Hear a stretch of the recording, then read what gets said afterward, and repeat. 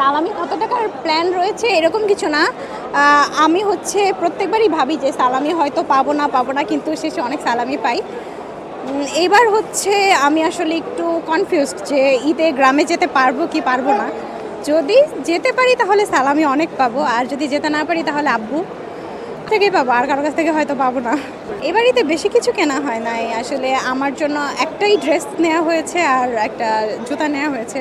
প্রত্যেকবার হচ্ছে 3-4টা নেওয়া হয়, এবার আর সেটা হয় নাই, সময় হয়ে ওঠে নাই। ঢাকায় যদি থাকি তাহলে আমার কোনো প্ল্যান নাই, সারাদিন আপসেট ছাড়া কিছুই হবে না।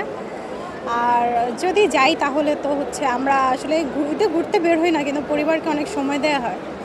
এই ছোটোবেলা থেকে এই পর্যন্ত হয়ে আসছে, এটাই হয়তো প্রথম ঈদ, যেতে পারবো কি পারবো না কনফিউজ। দেখছি, চেষ্টা করব যাওয়ার।